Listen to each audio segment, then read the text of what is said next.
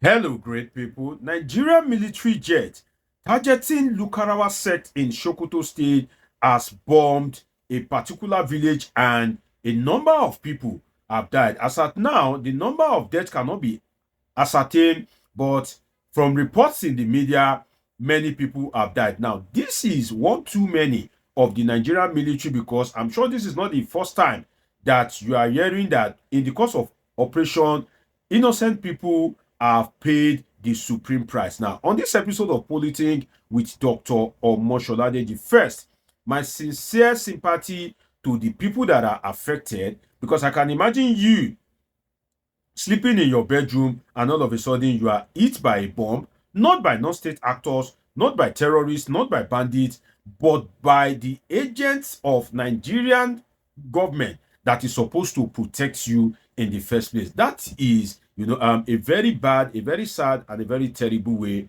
to die.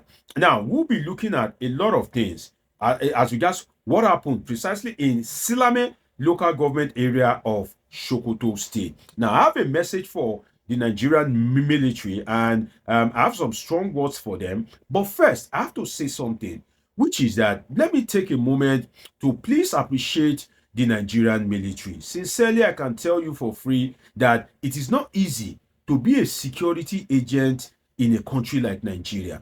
You see, if you have lived in some countries across the world, you would see that there are some countries that their police cell is always empty. Their police station is not even crowded. There's nobody there. The police officer at the front desk is just sitting in front of his phone, watching a movie, drinking coffee, crossing his leg, and there's computer in the system. Even the computer, he can't even remember the day he put it on. If you go to some country, for instance, this Silame village is a remote area in Sokoto State. If you go to the remote part in some of these developed countries, their police station, their police cell is quite empty. And the policemen there, they are just relaxing and, just collecting salary. But what do we have? In Nigeria, immediately you sign up to be a police officer, a military officer. In fact, it's as if you are signing a death warrant because in Nigeria, the failure of successive government and the hardship that has been brought about by the government of Bola Tinubu has made the job of the military and the police very, very difficult. You see, there's a connection between satisfaction. There's a connection between satisfaction, SOCOM, peace, and security. In the sense that when people are satisfied, when government have been able to create SOCOM for the people, there will be peace in the society because less people will go into crime, and that peace means that the society will be secure. Individual peace, personal peace, it what brings about collective peace in the society. That if somebody is at peace with himself, one person do not want to commit a crime, you do not want to commit a crime, I do not want to commit a crime. Now, every one of us not willing to commit a crime just because we are able to feed, we are able to live fine, is what will bring about collective collective security in the country. But when people are unemployed, when people cannot feed their family, definitely they will look for a way to kind of like survive. And at the end of the day, the burden will be on the security agencies of Nigeria. So the failure of government is what is making the job of the police and military difficult. In the southeast, look at this Biafra struggle. If Nigerian government have been treating all ethnic groups equally, there have been equity, justice, and fairness, Biafra will not resurface, not to talk of the military having an operation in the southeast. If Nigerian politicians in 2015 do not allegedly import bandits into the country for the purpose of winning election, those bandits will not gain ground in Nigeria. And if they do not gain ground in Nigeria, the military will not be running after them now. If the Nigerian politicians between 2015 and 2023, the Buhari era, that bandits, herdsmen, so far as you are from the north, you are being pampered.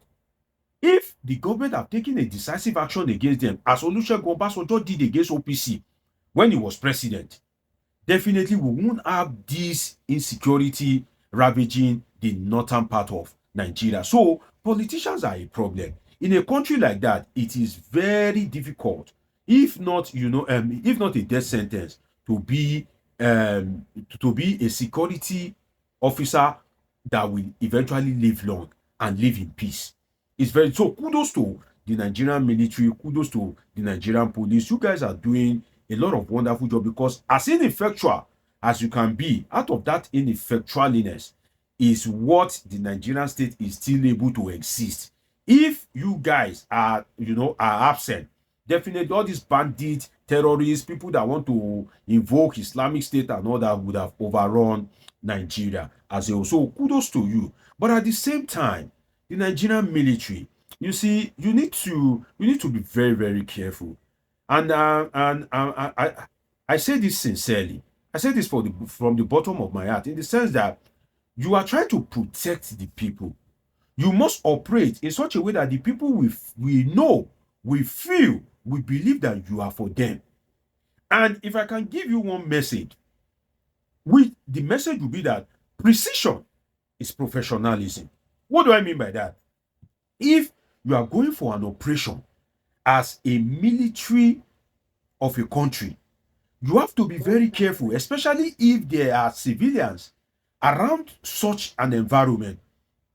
What should matters to you is precision, in such a way that you know your target and you are going for it.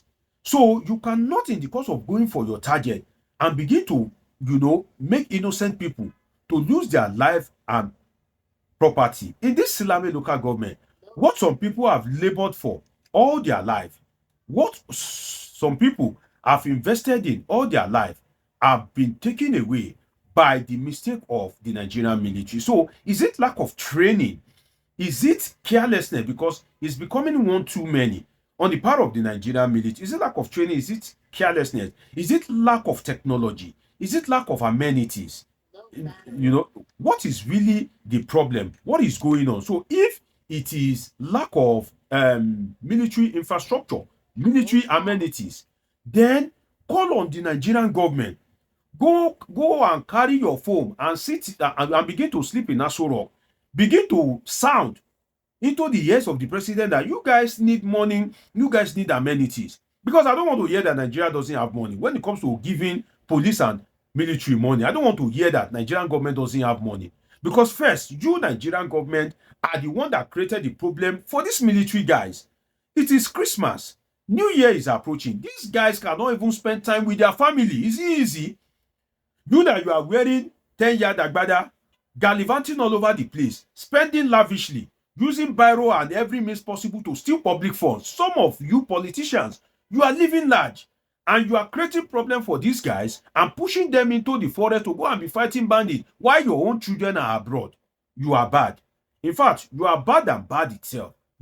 Some of you Nigerian politicians, you are as terrible as the word hell and the devil. In fact, some of you are more terrible than the devil.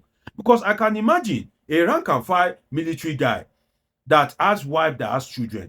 You send him to an operation. If he doesn't have enough amenities, even the officers in the military, don't they have family? So if you guys have done your part, will they be fighting Lakurawa and all this, Boko Haram, Bandits, ICs, SWAP and all that? So for me, it is sad, but I believe that precision for the military is professionalism. And I'll give you two examples. When the US military was going to apprehend Osama bin Laden, as notorious as he is, if US military, US army have ruled a whole community in the course of getting Osama bin Laden, bringing him to book, the world would not have, protest much against it, based on the profile of Osama bin Laden that is in the global space. But look at precision. They did the job professionally and they went after their target. The community wasn't affected. His neighbors weren't affected. People weren't affected. That is professionalism. So lack of precision is inadequate professionalism. I don't want to use the word unprofessionalism. No. I would rather use the word inadequate professionalism. So Nigerian military, increase your professionalism. The second example is in UAE, when the US security agencies were to arrest Hush Puppy. Hush Puppy would have been living in all these executive condo in the UAE, they went after their target. Nobody was affected. Nobody was injured. Nobody was maimed. Nobody was harmed. Precision, again, is professionalism. So the Nigerian military, please try and be precise in such a way that people will not lose their life. You are supposed to be protect. I know that sometimes errors are unavoidable, but when it happens once, it's a mistake. When it happens twice, we can let go. But when it happens the third time, it's becoming a tradition. It is, it is unprofessionalism for those mistakes to be happening. And for me, as much as I appreciate your good work, and I also condemn some of the excesses of some of your officers, like the major general that was reported in the media recently that was harassing one, poor driver like that. Like some of your rank and files that have turned themselves into two in the arms of people that can give them peanuts. If somebody give a phone to a phone repairer and that repairer do not repair it well, that person is always available. One rank and file is always available to follow that person there to go and be fight. What concerns a military man with fighting over another person's phone repair?